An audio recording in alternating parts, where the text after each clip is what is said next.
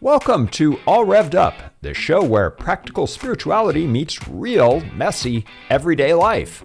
I'm Reverend Dr. Thor Challgren, and each week I'm joined by Reverend Dr. Tiffani Milne and Reverend Dr. Liza Marquez. Now, yes, we're ministers, but we're not here to preach at you. We're three friends exploring the kinds of questions people are already talking about. Relationships, identity, burnout, purpose, culture, and how to find meaning in a world that often feels chaotic. Rooted in the New Thought tradition, our conversations are completely unscripted. Expect thoughtful insights, plenty of laughter, a few friendly disagreements, and the occasional rabbit trail. Whether you're deeply spiritual, completely skeptical, or simply navigating your latest life plot twist, we're glad you're here. So grab your coffee, your tea, or whatever gets you through the day, settle in, and let's get all revved up. Welcome. Hello. It's the last day of the month. It's the last day of July. Can you believe it? Happy month. No. Yes. Maybe. Maybe. I don't Are know. you the kind of person, are you more likely to say, I can't believe what happened to the year, what happened to the month? Do you find yourself saying that a lot, or does time? Versus what? I don't know. Like, I always, whenever I hear people say that, like, oh my God, I can't believe, where did time go? I mean, it went the same place it always goes, but why do you think we sometimes say that, or we get fixated on things go faster than we think that they're going to? I don't know. I think it's the way you say it too, because I remember before kids, like, I'd be like, oh, I can't believe I've been in my pajamas all day. And then when I had babies, I can't believe I've been in my pajamas all day. So I guess it just depends on how you approach it, right? Yes. The Where energy. does the time go? Oh my goodness. My God, where does the time go? I have to ask, because And I've done both. Yeah, okay. I asked before, and I'm not going to ask anyone to, like, on camera, but we were talking about, like, when we record our podcast, like, if you watch this on YouTube, you can see us here, but we don't always, like, I'm wearing slippers right now. I'm wearing shorts because it's summer and it's hot, but that's perfectly fine. Does it feel like when you get to walk around the house in pajamas during the day, or you're wearing slippers or whatever, does that just feel good? It feels good to me. In pajamas. For those that are in audio, I just winked. We're in pajamas. It was a big old air quote wink. Pajamas. Yeah. Mm-hmm. I feel liberated when I get to wear what I want when I'm doing what I am doing. So for me, although I will say, because I work from home, and so I'm mostly like, business on top, party on the bottom, like I'm wearing sweatpants and no shoes. But when I have a really important project where I really need to focus and dedicate my time, I will put work clothes and shoes on, because it like gets me into the energy of focus and work, and I'm more productive. So I guess there is something to putting on a monkey suit. Yeah. They do say people that tell you, like, put on a nice suit, and whether it's a man or woman, you just feel better. Do you ever find that to be the case? Like, when you get dressed up and you're like, damn, I look good. Does that change your energy about what you're about to do, do you think? Of course. I think that would be right. Wouldn't that be for everybody? Yeah, I assume so, but I don't know. That maybe people are like, nah, doesn't change how I feel. I'm going to say yes and no, because I think I really am somebody who doesn't like pretense in any sort of way. Like, authenticity is so important to me. Not that dressing up is pretense. I don't mean to say that at all, but I just mean like the natural state of how I show up. And so like I sometimes find myself resentful that I'm expected to put on a dress when I go do certain things. And like, this is what a minister looks like. I have the credentials. I have the consciousness. I've done the work. This is ministry, and ministry wears ripped jeans too. Like sometimes like a minister wears a Nirvana t-shirt. And so I think because I have a little bit of that rebellion in me, I have less of the excitement about dressing up. But I do, it does. Well, see, I think, here's the thing. You can still look incredibly hot in ripped jeans and a Nirvana And I t-shirt. do. It has nothing to do with that. So I think when you're saying like, when you're feeling like elevated with how you look, I mean, it is a different story. I don't care what you're wearing. You know what I mean? Like, I think when you're wearing something and you look at yourself and you're like, damn, I nailed it today. And who cares what that is? Like, yeah, for sure. I feel like John Travolta. Oh, you can tell by the way, and I'm walking down the street, whatever it is I'm wearing, Is it the same for men? think so. I mean, I will say for me, like if I go somewhere to speak, I'm putting on a suit, I feel good, and I'll get compliments and people will say you look good. And so I think it does translate to, I feel like I don't want to say playing the part, but it's part of it. Like, and I think like if I see Liza, I mean, every time I've ever seen you speak, you look amazing. You like, and there's just a confidence level, not that you're not always confident, but you come in and it feels like you own that room and people see that. And I feel like they reciprocate that energy back to you or they vibe it back to you. And it just, I feel like it elevates you, right? Yeah, for sure. I love it. But I always plan, like when I'm speaking, I plan, like, what am I wearing? Like, I want to make sure that this is what I'm wearing for whatever particular thing it is Yeah. that it equals to. I like it. I mean, I actually went to a store in Venice and I told them that I was speaking and they were like, we'll come in here and we'll dress you up and we'll give you a discount. And I'm like, done. So I went to them a couple of times and they gave me like a few of their dresses or their pantsuits and all that stuff. Cause I was like, why not? You know? People get gifted clothes all the time. So I'm like, look, I'm on stage. You can actually see. And they're like, oh, you are? All right, well, here you go. I'm like, perfect. I'm You in. should put it on That I would like. Instagram and give them a shout out. Give him a shout out. Yeah.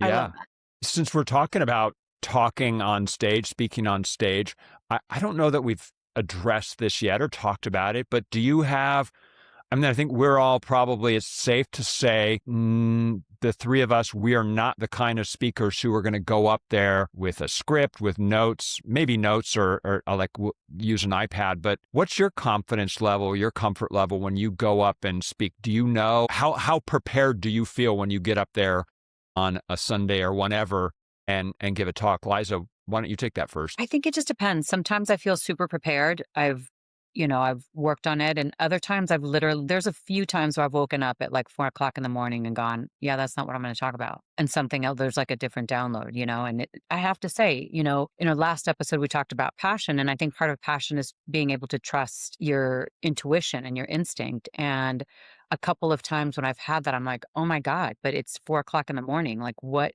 do you mean? Like, yeah, but okay, I'm going to go with it and see what happens. And it's always worked out perfect. And so, I think we've all been taught by a very wonderful teacher on how to get up on stage and just know what you're talking about. And I will credit, Dr. James on that, of preparing us on how to present on stage what it is that we're going to talk about and really come from the heart. So it's not, we're never up there pontificating. It is literally life as we're talking right now and what we're about. It's life is messy and it's full of rabbit holes and plot twists and all kinds of stuff. And just because you have RV or a DR in front of your name doesn't mean that it's smooth sailing. It just means that I've committed to knowing the truth about myself and everybody else. But that doesn't mean that life's like, okay, then we're going to give you a pass and you're going to have smooth sailing from now on. It just doesn't happen that way. And that's the beauty of, I think the reason why the three of us are such really wonderful, great speakers and people gravitate to us because of that, because of the vulnerability and the authenticity that we have when we get up on stage and speak about whatever it is that we're speaking about. I think the work for me is being present more so than being prepared. It's not in the preparation is in being able to be present. And I also think the preparation is in embodying and living whatever I am going to talk about. Like, I think that authenticity is so important over, a well-rehearsed speech. People don't want to I don't want to be talked at. I don't want to be told what to do from somebody who's got it all figured out. There's something about bringing your message from the mess that is relatable. And that's always the speakers that I've gravitated to. I am becoming more and more willing to trust that I am creative and I am creativity and I live this teaching and whatever it is that the topic I'm supposed to talk about will come through. But I'm also a very big procrastinator, which really helps in trusting your creativity because I have a very hard time like a week out, knowing what I don't know who I'm going to be on Sunday. So 2 weeks in advance is very difficult to be able to prepare a talk for me. Yeah. So I'm more of a 4 a.m. kind of girl most of the time. Do you ever get up on a Sunday morning, like let's say that's the day you're going to speak, and like check the news to see were there any world events that would kind of derail me this morning? That's like always slightly, these days I'll be kind of like, I'll look in the news and go, okay, I'm fine. There was nothing that I would have to, that I felt like would be the elephant in the room that you would have to address in some way. I don't think for the three of us that's ever happened where I've had that happen. To me. Have you? It's happened to me. It happened to me. There was a massive earthquake. I can't remember if it was in Mexico. I can't remember where the massive earthquake was, or maybe it was in the Middle East, and that was something to address. And there was two things that happened.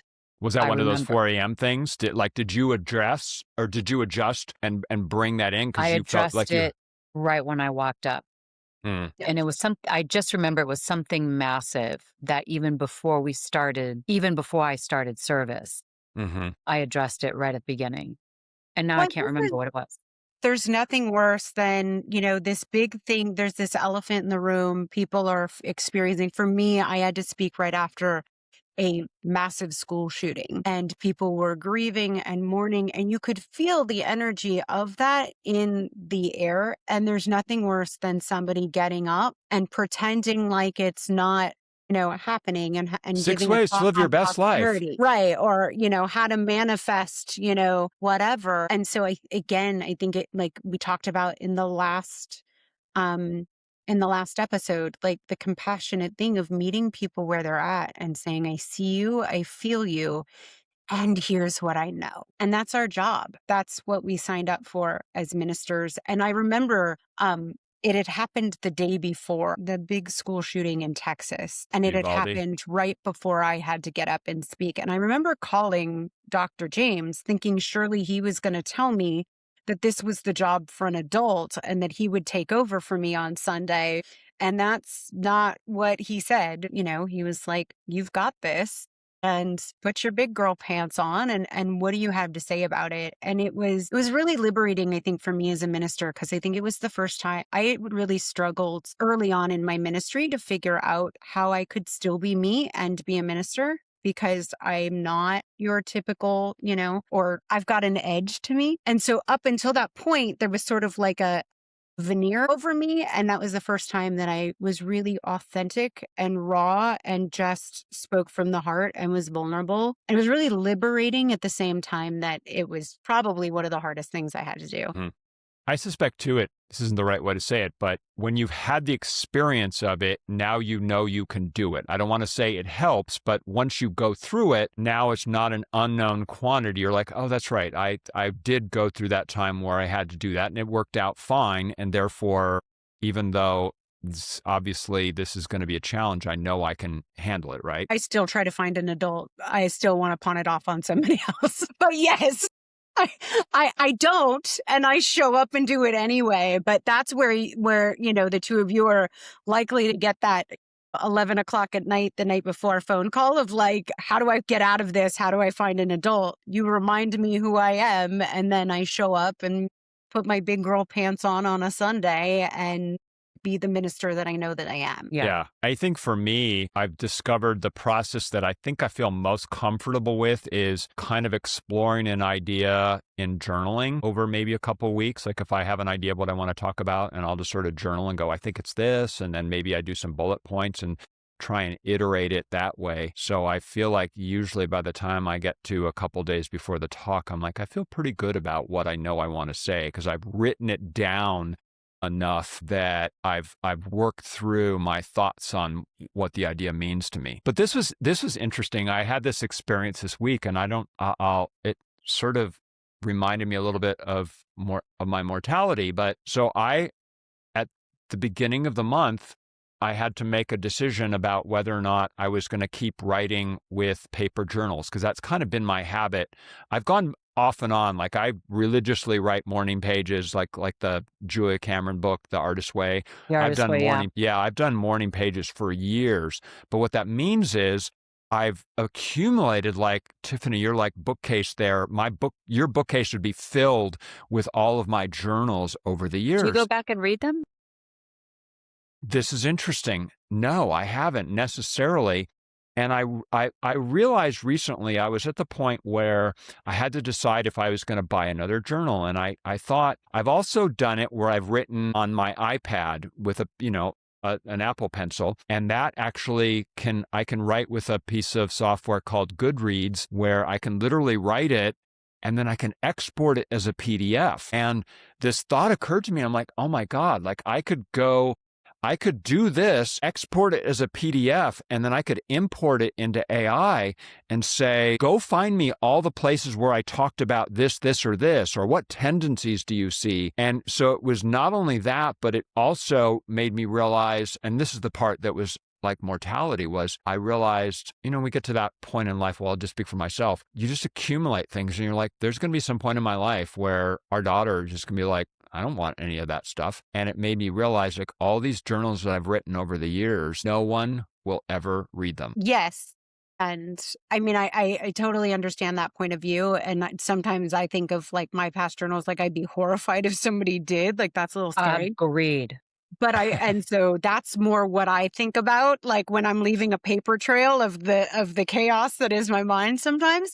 But I will say that after my dad died, my mom found my dad was not a journal writer, like that's not who I would have thought him to be. And we had, challenges in our relationship a lot. It was not the most easy relationship, certainly when I was younger. And she had found some old journals of his. And when she showed me a couple of passages, she wanted me to read it. And I was like, it was too much. I was scared to read them. She's like, there's a couple of passages that I think that you should read. And he had written some things about me, not to make it, like, oh, well, I only care about the excerpts that are me, but it was a window into how he actually saw me and the relationship that he wanted and how he felt about me that he was never able to express to me in a way that I could hear. And it was such a beautiful healing moment. And so I do think that should you choose to leave a couple behind, I know you have a great relationship with your daughter, but should you choose to leave a couple strategic books behind, I guarantee that that'll be something that she will hold on to because it's the pure essence of your thoughts and your feelings and who you are, and maybe write a little something to her in there because she'd appreciate it. Well, yes, thank you. And what was funny was I took this one step further where I thought, what I could do, and I tested this out and it worked, was I could go back with my phone and take pictures of past journals and scan the text and then upload that into AI. And I tested it and it worked. And so now what's funny is now that I've realized that I can upload this stuff to AI and have it look for tendencies or reminding, me, like, when did I first come up with that idea? And it could know. Now what did chat diagnose you with? I want to know what kind of psychosis does chat think you have? That's the only reason I would want to do is like. Well, it's not, I wasn't looking for diagnosis. I was looking more for like, when did ideas first occur to me, or how, like if I'm developing something, like let's say I'm developing a new talk or a book idea, I want to know what ideas over the years did I maybe, like, oh, this would be good for that book. This would be a way for me to go so that stuff isn't lost to time, but I could actually use it. But now, and this is the part, and this is the fascinating part, like bringing it to quantum science, I realized the other day when I was writing that I knew I was being observed. As I was writing, I knew now definitively, if I chose to upload this to AI, that it was going to observe me writing these words, and it changed what I wrote. Because now I'm like, because you don't want chat to diagnose you. Do you have a name for chat? I mean, I just use ChatGPT, but do you have did you give ChatGPT a name? No. Can you do that? Yeah. I mean, if you have that much of a relationship, I know a lot of people that name them. Oh, interesting. I use Claude, and I call Claude, like I'll refer to it as like my boyfriend Claude or my bestie. Like I always make sure that if I'm using AI, that I'm saying that I'm using AI. And so Yeah. Like a lot of times if I'm using it for work stuff, I'll be like, well, I ran it through my bestie Claude and here's what he had to say. Well, but I Yeah. think, one of your services a couple of weeks ago, Tiffani, you talked about how when you do that, you have to make sure that because I think you had mentioned that when you were looking up quotes, that a quote would come up and it was like, speaking of Nirvana, like Kurt Cobain, when actually it wasn't Kurt Cobain, it was when you really did a deep dive. So you have to just be super careful about who, and I do the same thing, by the way. If I'm checking something in AI, I'm double checking and triple checking elsewhere to make sure 100%. that the information that I'm being given is correct. That's Yeah. the danger of AI, when people don't realize its limitations and they use it to think for them. What Thor is talking about is like, I wrote this, I'm self-aware and know who I am, but I'm interested in getting an outside perspective. What did I miss? Like, which there's nothing wrong with that. I do that a lot of, like, I'll write something up for work and I'll throw it through Claude and say, basically, because Claude's gotten to know my work and my memos and what I'm working on through, it helping me digest data or whatever it is that I'm doing. What did I miss? That's awesome. But I'm still the thinker behind it, right? So when I just blindly, it's like, give me a quote about passion. And it's like, well, Kurt Cobain once said, like, you do have to check the sources because it's a liar. It's like a boyfriend that cheats. It's a liar.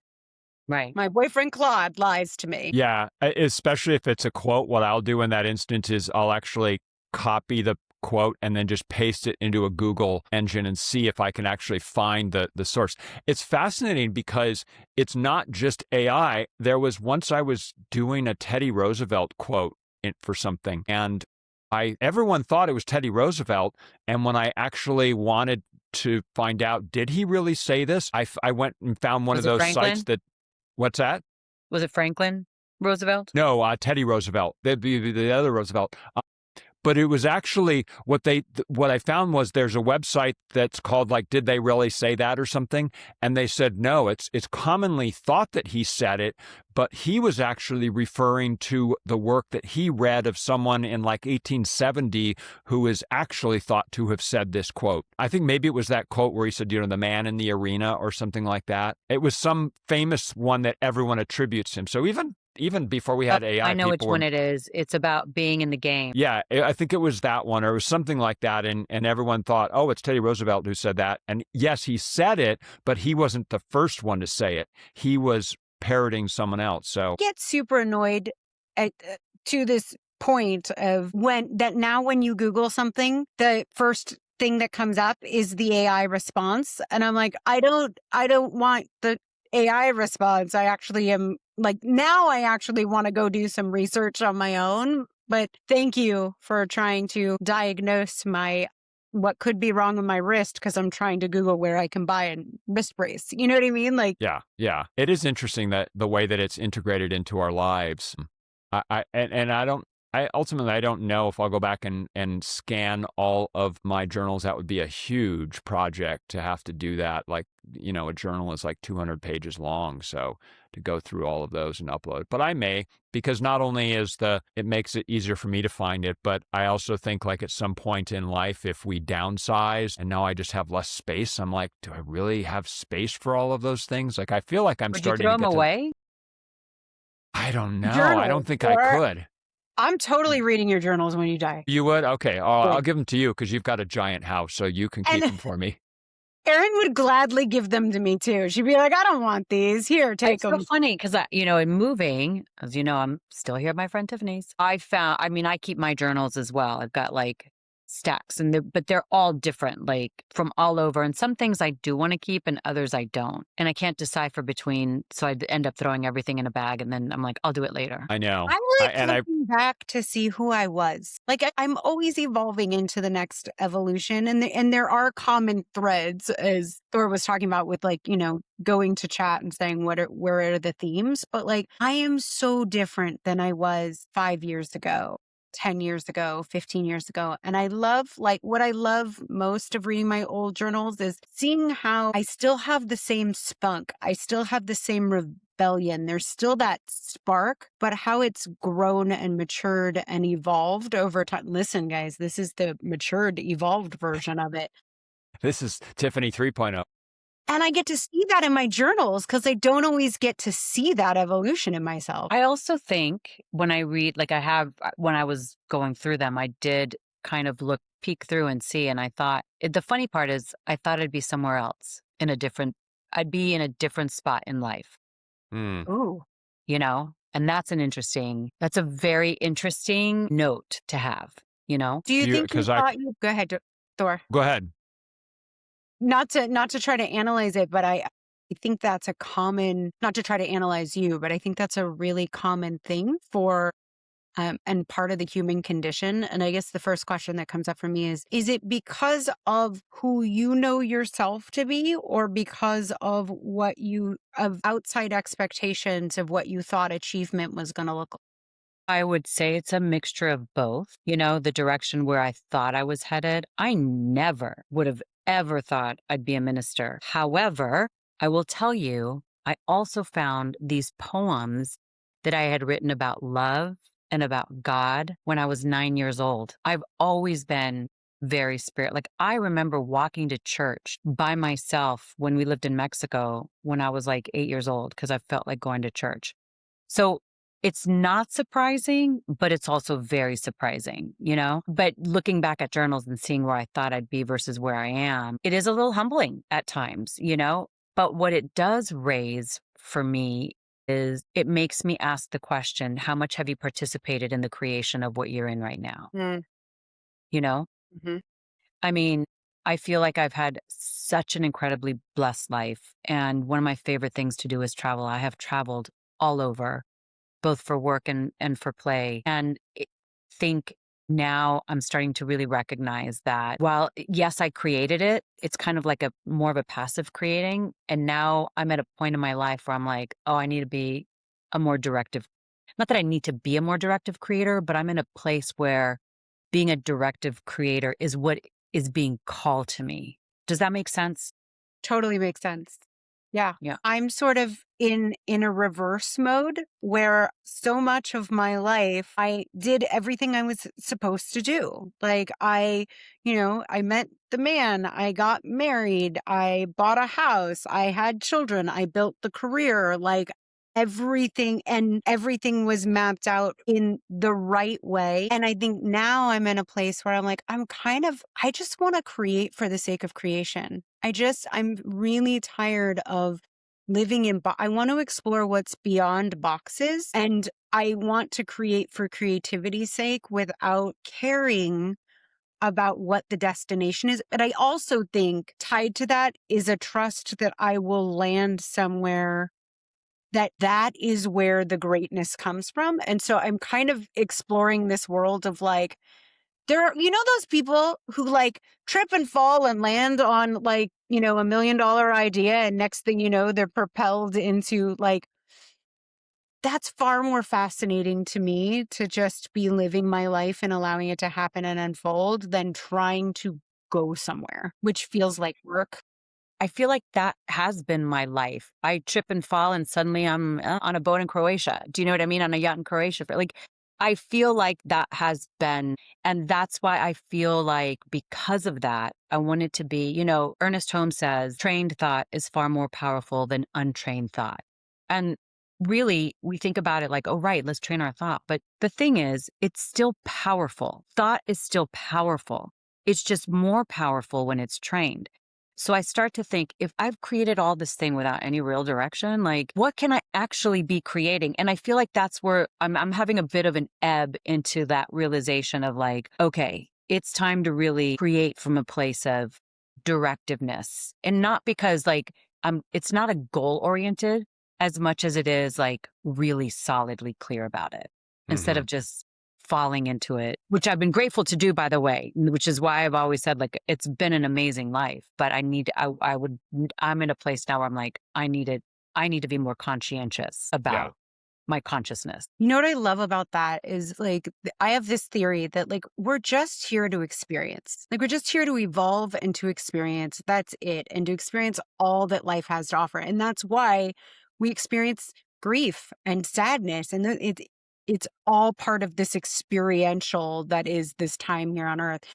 And so I love that there's sort of this pivot of like, okay, now it's time for me to experience an unstructured life. And for you, it's like, okay, and it's time for me to experience focused using my mind to create what I want to create. And both are beautiful and, Yeah, and 100%. experiential. And, a year from now, I may be like, okay, now it's time for me to experience being on a yacht in Croatia. I've never done that. And when's it my turn I'll have that. It's just this, like, I love that it's when I can remember that this journey's mine. This is mine and that's yours. And Thor is having his without the need to change it or fix it or explain to you why my experience is, then we do live in peace, right? Where it's Right. like, how can I support you in you focusing and going for it? And also, how can you teach me how to manifest a yacht in Croatia? Because that's what you know what? I want to actually create that again. Yeah. I love that you're saying that, and I also think that there's you're making a decision exactly how it is that you want to live life. And I think that's really amazing. One thing that always stuck with me a few years back, somebody asked me, I don't remember exactly how he asked the question, but it was something to the extent of, have you lost big in life? Sounds like a Rick Tamlin question. It wasn't Rick Tamlin. It was a friend of mine who's in tech, who does really well. And I loved this question. And I said, no, I haven't. I said, but if I'm going to be completely honest, I also haven't risked really big.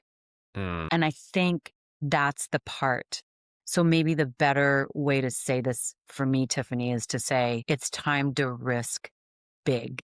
Mm-hmm. Like if you were at a table in Vegas or anywhere where you've got a stack of chips in front of you, have you ever, even if you're just playing with friends, have you ever been the kind of person that's just like, I'm all in, push all your chips to the center of the table? Not in that. I've done it in other things, but that would not be a reference that would land for me. Mm-hmm. But I have certainly gone fuck it, all in, jumping in naked, no problem. Mm-hmm. Yeah. I'm not an all in. What about you, Thor? If I'm being truly honest, I am far more inclined to be cautious than to throw caution to the wind, which is why I'll have I want to experience that. Yeah. I think I'm moving in the direction of it. I don't think historically I've been all in kind of guy, but I feel like I'm trying to live more in the experience. This makes me think of, there's a story that at least in the marketing world, I suspect will be one of the biggest stories of the year. And I'll bring it back to Science of Mind, which is that there's this woman, Instagram creator named Jessie Jean, who created this challenge to help people do better on Instagram, create better videos. You think in the relative scheme of things, it's a very niche sort of thing. And she did this launch where it was relatively inexpensive, this product, and she made over $1 million. No, maybe it was $2 million from this one launch, which is a huge amount of money. And there were so many people that were like, oh my God, I missed the opportunity. I didn't get in. So she's like, all right, a couple of weeks later, she goes, I'm going to do it again. This time she does it again. And now she gets 18,000 people that sign up for this thing. And now she's made $7 million total. And this is a woman who last year was flipping furniture on Facebook Marketplace to bring extra money to her family. And so to me, the lesson for that was nobody, I guarantee you at the beginning of the year, she didn't have on her goal list, I'm going to make $7 million this year. But what she did, and having seen her material, was she said, I'm doing this from a place of, I want to have fun. I want to create something that's joy, that brings light to my life, and just have fun doing it. And maybe that's the sort of, if there's any sort of, for me anyway, takeaway is, don't outline, obviously, because no one could ever say, I'm going to create this perfect kismet situation that's going to result in me making $7 million. But whatever result she was going to get happened because she came at it from a perspective of joy. Yeah. Well, it's like when we were talking last episode about passion, right? We don't get to know how it turns out. We'll understand. It's I gave a talk a couple weeks ago. We don't get to know how, we don't have the crystal ball. We don't get to see the future today, but we are influencing the future based on the energy and the actions that we take today. So can I just have fun when I'm doing it? Can I just do what I love and be driven by the passion and the joy and the fun? And like do things, go out and live. And I'm creating that future, but I don't get to know if this Facebook page, your Instagram post is going to be the one that goes viral or the what. Like, Right. all I can do is create content from a place of I'm enjoying having an impact on other people. Mm-hmm. And Liza, do you think, I know someone like a Neville would say, imagine yourself on that yacht in Croatia and go to bed at night with visions of yourself and thinking of it and feeling and bringing the feeling of it. Do you think that's not outlining, is it? I don't know. I think depends on how much I think really it's the energy that you bring to it, right? Like, oh my God, I better win the lotto. I just really need to win the lotto. Oh my God, I'm going to go to bed thinking that I'm going to win the lotto so that I can win the lotto tomorrow. Do you know what I mean? Yeah. Versus hope I win the lotto, I think, well, it's the feeling, right? So it's not so much like the outlining is, I hope I win the lotto. I want to win the lotto. It can only come from the lotto. When really what's behind that, the feeling is like prosperity. I want freedom. I want joy. I, want to live, uninhibited by any sort of financial constraint. That energetically, that feeling is what gravitates that experience to you. So it's I think it's the way you ask it, though, I guess was more my point, is if you're asking like, oh my God, and even if you take out the lotto away from it, if you're like, oh my God, I need okay, prosperity. I see myself prosperous. I know abundance is mine. I mean, that's not the energy. You know what I mean? That's desperation, right? That's coming from a place of lack. And it's the same as like, oh my God, I'm going to manifest I see exactly who it is that I want. I'm going to have so much joy with this other person in my life and blah, blah, blah. Like it's the energy of how you're asking. And I've always had an interesting relationship with the outlining of things because, you have to be clear about what you want, and some would say, well, that clarity is kind of outlining, but, backing it into what's the energy that you're bringing forth to it. That's, call it a unicorn or call it outlining, call it whatever you want. Like, what is the energy that you're looking for to manifest? That's what you really need to be concentrating on. And then understanding that however it shows up or here's how I would think it's going to show up. But if it shows up another way, totally fine, I think having that vision of what it is that you're trying to manifest is not necessarily outlining. It's just like, here's what this is the best my imagination can do. And I know that there's something greater out there than me. And I'm capable of recognizing that while this is my imagination, there might be something greater out there. And I accept that. Yeah. Yeah. And it could be too that in our imagination, just staying with this, because now I'm on this yacht in Croatia with you. Maybe it's, you want the experience of, like, let's just say if I was to think about what it might feel like to me, I want the experience of being like on the swim deck of the back of this amazing yacht, and they've just given me a drink, and now I'm going to go for a swim, and then after they're going to take us on a Zodiac over to a beach where there's a lunch. Like, those are all things that I can experience. And yet someone might go, I own a yacht. And I would say, well, do you actually technically even need to own the yacht? I just need to know someone who has a yacht. I just need to know. And it could be like, I could have a certain size yacht and the universe could be like, well, I could probably hook you up with like a nice version of Jeff Bezos and you could be on a giant yacht and have the same experience. So maybe that's the outlining, is saying like, I have to own a yacht and I have to own it here and there. The universe would be like, I could make this happen so easily for you if you would just hold this a lot more lightly in your hand and not grip it so tightly. Correct. Well, I think too, it's creating non-negotiables and being clear about what you require and what you expect without outlining exactly what it has to look like or where it has to come from. I remember a time where we were not, we were not destitute by any means, but we were struggling financially. Like we were living a much more paycheck to paycheck than I was comfortable with. And I remember having this moment in like clear as day where I was like, I worked too hard to be poor.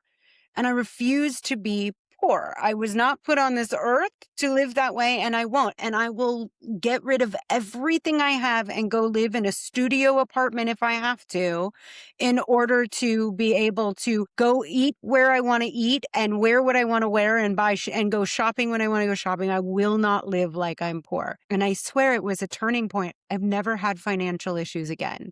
So it wasn't that I needed to sell off everything, but I was that serious that I was not willing to live a non-prosperous life. I didn't outline what the new life was going to look like. I was just clear that this wasn't it, and I was better than that, Right. that I required more than that. You know what that reminds me of is probably another movie that you haven't seen, which is Gone with the Wind.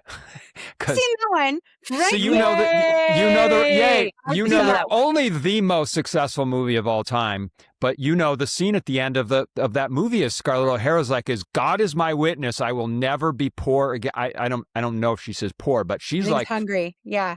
I'll never be hungry again. But she's like, as God is my witness, and that's the end of the movie. And it's like, what a statement that is, right? That's what it sounds like. What you said, some version of that. Yeah, for me right now, like I refuse to do anything if it's not fun and it doesn't bring me joy. Not that I still show up for work every day. I just refuse to show up in an energy of this is hard and this is struggle. I don't want to live like that. Right. It's not fun for me. So I'm not going to do it. And I trust that my circumstances will change around that energy of this is what I require versus a pleading of something. I just want something else. Yeah, I love that. And Liza, you just sort of closed this out. And so it is. I will say, I anticipate we'll be back here next week. But the only thing that maybe would prevent us from being back here next week is if somehow the universe gifts us all a Croatian yacht trip in a week's time and we can't record an episode. Maybe we'll do it. We'll do this because it's fun from a yacht in Croatia, just so you know. I would not abandon it. I would especially do it. I love that. I love that. I think this would be awesome because we're going to save this clip because one day if we do a live show from the yacht in Croatia, we can say that happened when we do. I love it. The idea happened on July 31st, 2026 that was the first time we put it out into the universe. If you enjoyed our conversation, we'd love to have you back. Be sure to subscribe wherever you enjoy podcasts or on YouTube so you never miss an episode. We'll see you next time on All Revved Up.